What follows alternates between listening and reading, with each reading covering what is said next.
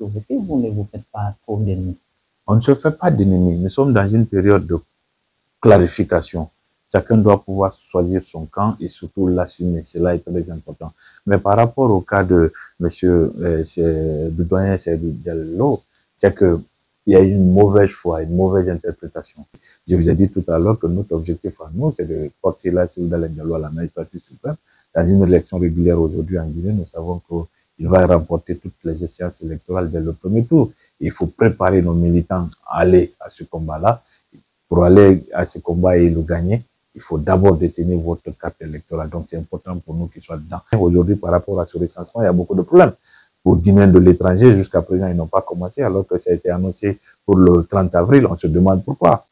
Donc, vous vous préparez pour les élections annoncées par le Premier ministre? Il n'y a pas de visibilité. Vous n'avez pas de constitution. L'avant-projet de constitution qui a été validé par nos collègues du CNT là-bas, personne ne connaît le contenu. Aujourd'hui, il y a des gens même qui vous disent on va voter oui pour la nouvelle constitution. Une constitution que vous n'avez même pas vue, vous n'avez pas lue. Donc, tant que vous partez en paix, vous ne vous attaquez pas, vous n'insultez pas le leader, vous n'insultez pas l'institution politique, il n'y a pas de problème particulier avec moi. Maintenant, si vous vous mettez dans la dynamique de calomnier, d'insulter, de diffamer, en ce moment, en tant que coordinateur de la cellule de communication, en tant que la voix officielle du parti, naturellement que nous allons répondre. Aujourd'hui, je n'ai pas de relation particulière avec ceux qui sont partis. Souleymane Souza Konaté, coordinateur de la cellule de communication de l'UFDG et président de la commission communication de l'ANAD. Félicitations pour la soutenance. Merci. On va parler politique parce qu'il s'agit vraiment de ça. Dites-nous aujourd'hui, comment se porte aujourd'hui l'UFDG? Nous, à l'étranger, on se pose la question de savoir. L'UFDG va bien, je dirais même très bien. J'ai l'habitude de dire qu'au sein de la formation politique, vous avez deux stars. La première vedette, c'est la base militante. Depuis 2010, il y a eu beaucoup de départs au niveau des cadres. Il y a eu également beaucoup d'arrivées parce que moi, je n'étais pas là en 2010. Mais la base est restée soudée, mobilisée, déterminée derrière Elhadji Cellou Dalein Diallo. La deuxième vedette, c'est lui-même, le leader du parti qui incarne une vision éclairée, n'est-ce pas, pour le projet de société que nous portons. Aujourd'hui, les militants, les Guinéens dans leur écrasante majorité lui font confiance. Il reste aujourd'hui l'alternative crédible pour sortir notre pays de la situation de précarité économique et sociale qui continue à perdurer malheureusement dans notre pays à cause de la médiocrité, de la division, de la manipulation ethnique et surtout du pilotage à vivre au sommet de notre État. Alors, vous parlez tout à l'heure de la base, qui est la star, comme vous l'avez dit. Elle est soudée, mais par contre, il y a vraiment beaucoup de désertion dans le parti, si on va utiliser ce terme. Comment vous voyez ça? Nous disons que c'est normal partout, que ce soit en Guinée, que ce soit à l'étranger, les arrivées et les départs dans les formations politiques sont des phénomènes naturels. Mais quand ça touche l'Union des forces démocratiques de Guinée, ça fait énormément de tollé. Nous, on comprend en tant que responsable du parti. Ça veut dire simplement qu'il y a beaucoup d'espoir que suscite la formation politique. Mais nous disons simplement qu'il faut tempérer. Depuis 2010, comme je le rappelais tout à l'heure, il y a eu beaucoup de départs au niveau des cadres. Il y a eu également beaucoup d'arrivées. Moi qui vous parle, il y a 7 ans, 8 ans en arrière, personne ne me connaissait à l'intérieur du parti. Il a fallu que certaines personnes quittent l'institution politique pour voir d'autres compétences émerger. Donc nous disons que tout va bien. Derrière, il y a beaucoup d'autres jeunes cadres également qui tiennent aujourd'hui le flambeau. Nous continuons à travailler. La période, j'ai l'habitude de dire que c'est une phase de décantation. Toutes les fois que j'ai eu l'opportunité de conduire des missions à l'intérieur du pays, les sages dans leur bénédiction ont toujours formulé des prières du genre que Dieu fasse que l'âge accède à la magistrature suprême avec des hommes loyaux, convaincus, déterminés, qui puissent lui dire la vérité pour l'aider surtout à mettre en œuvre son projet de société pour le bien du parti. Et pour ce projet-là, il y a beaucoup de jeunes qui ont perdu la vie, il y a certains qui sont handicapés aujourd'hui à vie, et nous pensons à eux tous les jours. C'est pourquoi il ne faut pas trahir ce combat-là et nous continuons à travailler jusqu'à ce que le projet soit une réalité, sortir la Guinée de la situation de précarité économique qui n'a que trop duré, comme je le rappelais également tout à l'heure. Alors, à entendre l'UFDG parler de ces cadres-là qui sont partis, on a l'impression qu'on banalise un peu, alors que ce sont des grosses têtes quand même. On parle de Cellou, on parle de Ousmane Gawal, on parle de Joaquim Limolo. Est-ce que ça ne va pas peser en quelque sorte? Certains dans le passé vont vous dire Baori, ils vont vous dire M. Silla, ils vont vous dire beaucoup d'autres personnes. C'est ça, là, dans la vie d'une formation politique, il y a toujours des arrivées, il y a toujours des départs. En 2010, personne ne connaissait Ousmane Gawal à l'intérieur du parti. C'est à partir de 2013 qu'il a commencé à prendre des galons. C'est la même chose pour Joachim Baba Melimono, qui est arrivé pratiquement la même année que moi à l'UFDG au niveau de la cellule de communication. Nous disons que les compétences existent, les cadres ça existe au sein de la formation politique. L'adhésion dans une institution politique, elle est libre et volontaire. Lorsque vous décidez également de descendre, vous n'avez aucun problème, c'est votre droit.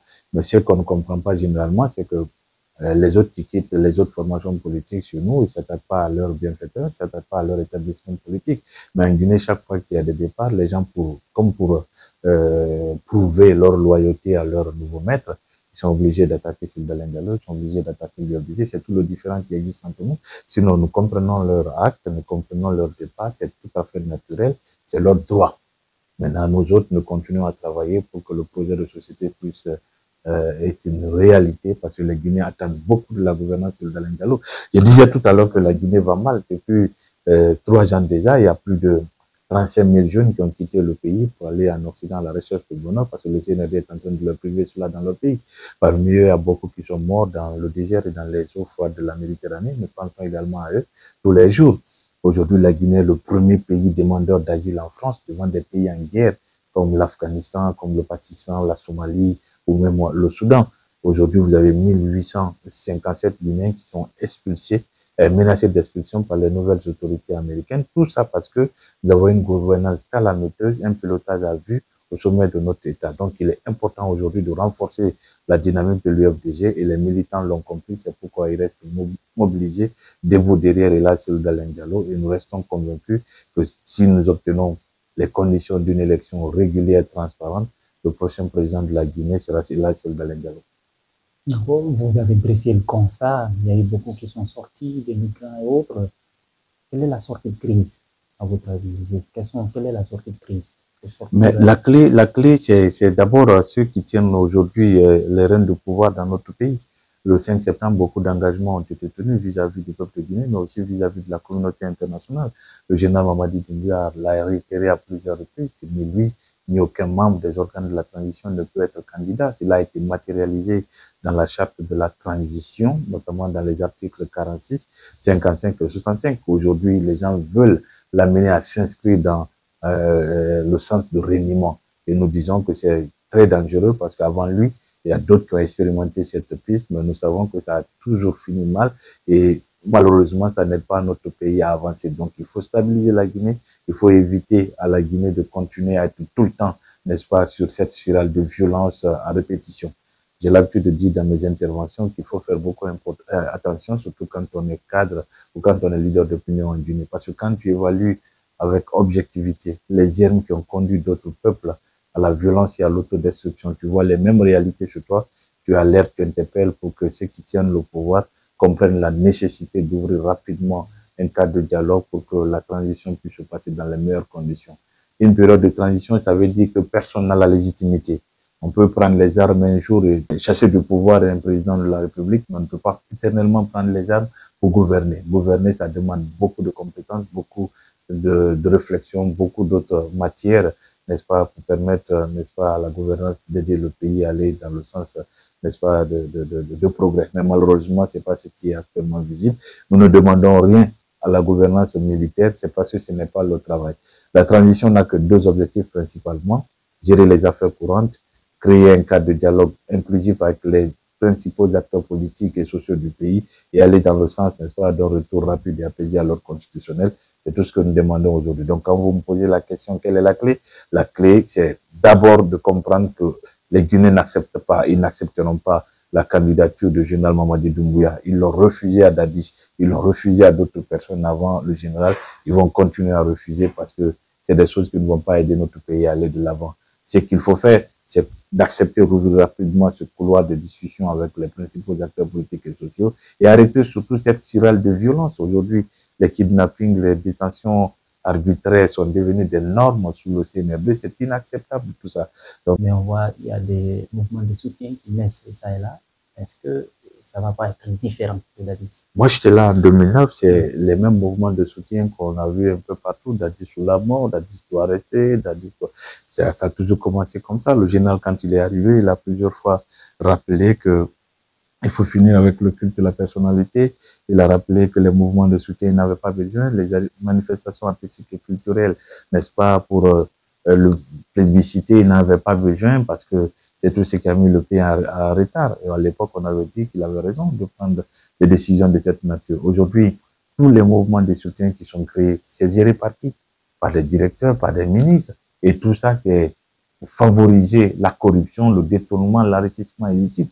Ça fait que tous les jours, quand vous ouvrez les radios, les chaînes de télévision ou même les sites en ligne, c'est des scandales financiers à répétition. Donc, il faut arrêter tout ça. Il faut aider le pays à se stabiliser et à aller de l'avant. Et nous disons que la meilleure façon d'arriver à cela, c'est faire en sorte que les Guinéens puissent se regarder en face, se dire des vérités et prendre des bonnes décisions pour aider la Guinée à aller de l'avant. Le projet Simandou, ça vous rassure? Simandou, à part quelques rares personnes et les slogans que nous entendons en longueur de journée, personne n'est aujourd'hui en mesure de vous dire c'est quoi Simandou. Certains vous parlent de projet, certains vous disent que c'est une idée de projet. Et puis bon, derrière le slogan et la propagande, il n'y a absolument rien, personne ne sait c'est quoi. À un moment, le ministre, directeur de cabinet à la présidence, pour se moquer de la conscience collective, il avait dit que, parce qu'on exigeait justement de nous dire c'est quoi le contrat Simandou. Et puis bon, il nous dit que s'il devrait fournir ce document, ça vous fait un lot de documents de plus de 14 kilomètres. Tout ça, nous disons qu'il faut prendre les Guinéens au sérieux. Il faut arrêter vraiment cette diversion parce que c'est de mauvais goût. Le plus important pour nous aujourd'hui, c'est qu'ils doivent comprendre la nécessité de céder le pouvoir. S'il n'y a pas de choix par rapport à cela, c'est ce que la démocratie existe, c'est ce que la grande majorité aujourd'hui des Guinéens existent parce qu'ils sont fatigués de la précarité économique et sociale. Ou remplaçant son papa, le papa de Ousmane Gawal, et ça fait un tollé sur les réseaux sociaux. Est-ce que vous ne vous faites pas trop d'ennemis? On ne se fait pas d'ennemis. Nous sommes dans une période de clarification. Chacun doit pouvoir choisir son camp et surtout l'assumer. Cela est très important. Mais par rapport au cas de monsieur, du doyen Seydou Diallo, c'est que il y a une mauvaise foi, une mauvaise interprétation. Il est arrivé à plusieurs reprises au niveau du siège pour dire qu'il est malade, il ne peut pas assumer pleinement son travail, n'est-ce pas, en tant que président du comité national des sages. Donc, il est membre du bureau exécutif et le président a pris un acte le 29 mai 2021 pour le nommer à titre exceptionnel comme membre du conseil politique et ensuite le confier l'intérim, n'est-ce pas, de la présidence du comité, n'est-ce pas, des sages de l'UFDG, parce que depuis que le vieux Diallo est décédé, le poste est resté vacant. Aujourd'hui, pour des raisons de santé, il ne peut pas exercer. Il est de la responsabilité du parti et de son leader de prendre quelqu'un qui est opérationnel, qui est disponible et qui vient régulièrement, n'est-ce pas, les mercredis au siège du parti pour le conseil politique. Mais malgré la campagne de dénigrement, de mauvaise foi et comment on appelle ça, de la propagande, il reste encore, le président n'est pas revenu sur sa décision, n'est-ce pas, du 29 mai 2021. Le doyen Diallo reste membre du bureau exécutif de l'UFDG, membre du conseil politique de l'UFDG. Mais pour des raisons de santé, ça fait 3 ans qu'il n'a pas exercé en tant que président du comité des sages. Il a été dessaisi de cette responsabilité parce que c'est un poste opérationnel et on a besoin de quelqu'un qui soit là tout le temps parce que le parti fonctionne tous les jours. Alors, mais depuis là, on a l'impression qu'il est un peu réticent. Et on a vu sa sortie sur un média en ligne aussi, dénonçant un peu l'exclusion de son fils, Ousmane Gawal.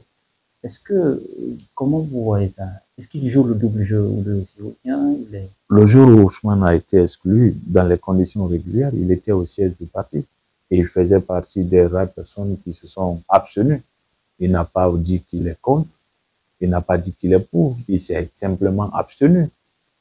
Donc, dans le processus de vote, soit vous êtes pour, soit vous êtes contre, soit vous vous abstenez, c'est votre droit. Alors, à chaque assemblée de l'UFDG, on voit ceux qui animent les assemblées s'investir dans la sensibilisation des militants pour se faire recenser. C'est quoi l'intérêt, pourquoi cette motivation? Écoutez, il y a plusieurs raisons. Avant d'être d'abord militant d'une formation politique, vous êtes citoyen de la République. Lorsqu'il s'agit d'avoir des documents administratifs de votre pays, il est de votre devoir en tant que citoyen de tout faire pour obtenir ce document. Ce recensement vous permet d'avoir un identifiant unique, c'est une très bonne chose.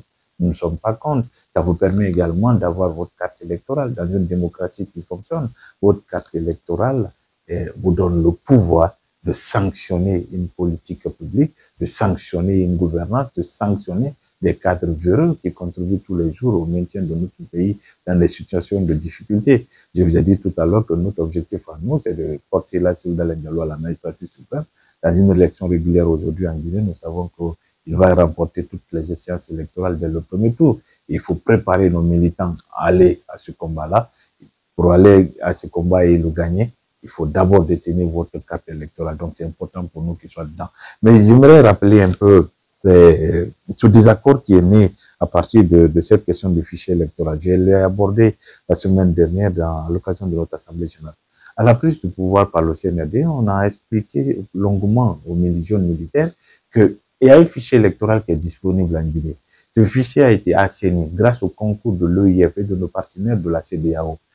On était arrivé à un fichier de 7 millions et quelques, mais après ce travail d'assainissement, on est arrivé à un fichier de 5 millions 200 000 électeurs, ce qui est acceptable en termes de normes démocratiques. On a dit qu'il faut actualiser ce fichier-là, sortir les cas de décès, intégrer entre-temps les Guinéens qui ont eu 18 ans. Mais au départ, le CNRD cherchait à avoir de plusieurs activités, un délai plus long de la transition pour se maintenir le plus longtemps que possible au pouvoir avant de céder. Et aujourd'hui, ils sont dans la dynamique de confiscation de pouvoir, ce qui les amène d'abord à s'accroupir sur leur activité de RAVEC. À l'époque, on avait dit que c'est une très bonne chose de moderniser le fichier électoral de notre pays, même l'état civil dans notre pays. Mais on ne pouvait pas faire le RAVEC, tirer le fichier électoral et aller aux élections dans le délai imparti. Ils nous ont opposé un refus catégorique. Aujourd'hui, ils se sont rendus compte que ça ne fonctionne pas. C'est ce qui les amène au recensement biométrique. Et même là aussi, ils créent des problèmes. Parce que dans les commissions de recensement, ils ont carrément exclu les formations politiques et les organisations de la société civile. On a entendu la semaine dernière le ministre et la directrice, n'est-ce pas, nous expliquer qu'ils vont mettre en place un comité observatoire pour voir comment se passe le train. Mais nous sommes des acteurs politiques, une partie prenante importante de ce processus-là. Nous ne sommes pas des observateurs, nous sommes des acteurs. Vous ne pouvez pas mettre les acteurs de côté parce que ce qui risque d'arriver, c'est qu'à un moment donné, les gens vont contester le fichier électoral, ça va être rejeté et ça va susciter des manifestations et ça amènera toujours à des cas de violence que nous avons l'habitude de connaître dans notre pays. Ça s'inscrit dans la dynamique du passé. C'est pourquoi j'ai l'habitude également de dire que les erreurs du passé aujourd'hui sont en train d'être reproduites avec autant plus de gel et de mépris qu'il convient de s'interroger sur les motivations réelles du coup d'État du 5 septembre 2021. Aujourd'hui, par rapport à ce recensement, il y a beaucoup de problèmes. Pour Guinéens de l'étranger, jusqu'à présent, ils n'ont pas commencé, alors que ça a été annoncé pour le 30 avril. On se demande pourquoi. En Côte d'Ivoire, tout précis, ça n'a pas débuté. Au Sénégal, ça n'a pas débuté. Ça fait pas plus de 3 heures de vol. Nous disons que ce n'est pas normal. En Guinée, aujourd'hui, sur les 6 000 kits qui ont été reçus, plus de 1 500 ont été déployés dans la région de la Haute-Guinée. Ce n'est pas normal, cette façon de répartir équitablement les kits à Conakry aujourd'hui dans les zones qui sont réputées être proches de l'opposition, principalement de l'UFDG. Vous avez peu de kits. Et les opérateurs de saisie qui sont déployés, la plupart ne maîtrisent pas, n'est-ce pas, les kits. Et ce qui fait qu'il y a toujours des retards, des petits problèmes, n'est-ce pas, par rapport à cette activité. Mais ils se rendent compte que nos militants sont mobilisés, ils sont déterminés. Aujourd'hui, si on devrait faire une évaluation, ils se rendront compte que les militants de l'UFDG sont les plus nombreux dans ce fichier, ce qu'ils ne veulent pas malheureusement, mais nous continuons à sensibiliser, nous continuons à travailler. Le fichier qui va sortir doit refléter la volonté populaire. Si ce n'est pas ça, nous allons contester et nous allons nous mettre en ordre de bataille pour faire entendre aux Guinéens, personne n'a le titre foncier de notre pays. Chacun de nous doit pouvoir jouer sa partition pour aider la Guinée à se stabiliser, aider la Guinée à aller de l'avant. Donc, vous vous préparez pour les élections annoncées par le Premier ministre? Il n'y a pas de visibilité. Vous n'avez pas de constitution. L'avant-projet de constitution qui a été validé par nos collègues du CNT là-bas, personne ne connaît le contenu. Aujourd'hui, il y a des gens même qui vous disent on va voter oui pour la nouvelle constitution. Une constitution que vous n'avez même pas vue, vous n'avez pas lu. Ça, il faut qu'on prenne les Guinéens un peu au sérieux et arrêter cette façon d'amateurisme-là. Quel est le fichier qui va nous conduire aux élections? Aujourd'hui, les Guinéens de l'étranger, je disais tout à l'heure, l'opération de recensement n'a même pas commencé. En Guinée, dans certaines villes, ça n'a pas commencé parce que les Guinéens, la Guinée ne s'arrête pas simplement que dans les principales villes. Il y a aussi les sous-préfectures et les districts du pays. Dans beaucoup de districts, ça n'a pas encore commencé. Dans certains quartiers, vous n'avez que 3 kits, dans d'autres, il y avait 7. Cette façon de faire, ça témoigne simplement du pilotage à vue de l'amateurisme dans la gestion des affaires dans notre pays. Et cela ne peut conduire qu'à des crises majeures. La Guinée crée toujours des situations pour créer de l'instabilité. Nos gouvernants ne tirent jamais les leçons. Et nous, en tant qu'acteurs politiques majeurs dans notre pays, en tant que formation politique aujourd'hui en pole position pour remporter les prochaines élections, nous veillons au grain. Quand ça va dans le domaine de la foutaise, nous trouverons l'UFDG mobilisé, déterminé, engagé à faire entendre raison et à faire accepter la volonté de la majorité à faire accepter, j'allais dire, la volonté de la majorité des Guinéens. Avec ceux qui sont partis, vous personnellement, parce que ce sont des collègues qui sont partis aujourd'hui, quel est votre rapport? Moi, tous ceux qui sont partis, tant que vous ne vous inscrivez pas dans la dynamique de la déstabilisation de l'UFDG, dans la dynamique de calomnier, d'insulter le leader et les autres collaborateurs avec qui vous avez travaillé, parce que si les gens sont connus aujourd'hui, ils peuvent être indexés par une ou deux personnes, c'est parce qu'ils ont appartenu à l'UFDG, ils ont été quelque part des responsables au sein de l'UFDG, c'est l'UFDG qui les a tout donné. Donc, tant que vous partez en paix, vous ne vous attaquez pas, vous n'insultez pas le leader, vous n'insultez pas l'institution politique, il n'y a pas de problème particulier avec moi. Maintenant, si vous vous mettez dans la dynamique de calomnier, d'insulter, de diffamer, en ce moment, en tant que coordinateur de la cellule de communication, en tant que la voix officielle du parti, naturellement que nous allons répondre. Aujourd'hui, je n'ai pas de relation particulière avec ceux qui sont partis. Ça reste comme ça. Quand ils voudront revenir à de meilleurs sentiments, quand ils voudront comprendre la nécessité de s'engager pour aider le pays à sortir de cette situation, on évaluera la situation au moment opportun.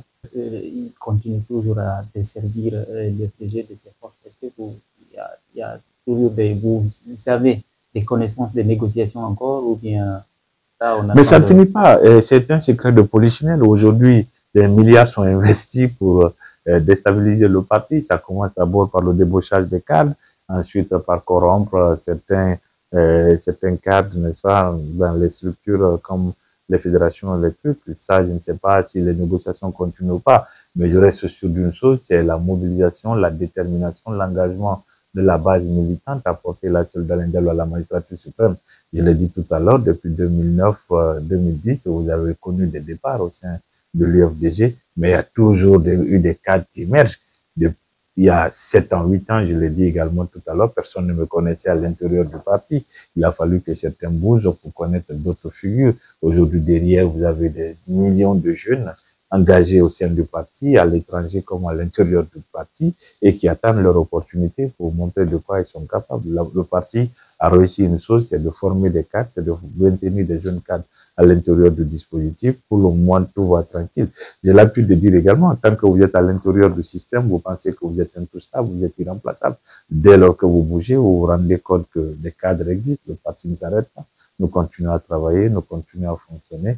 Le plus important pour nous, c'est de croire à notre projet et atteindre notre résultat final. Le résultat final pour nous, c'est amener la Soldat Diallo à la magistrature suprême. Vous y croyez, donc vous avez la certitude d'y arriver? Si le jour où on n'aura pas cette certitude, peut-être que nous allons quitter. On a reçu toutes sortes de propositions. Si nous continuons encore à travailler à l'UFDG, ça veut dire que nous sommes convaincus que le projet que nous portons, ça reste le meilleur projet pour la Guinée, le meilleur projet pour sortir notre nation de cette situation de précarité économique et sociale. Quoi qu'il arrive, le président Soldat Diallo gouvernera.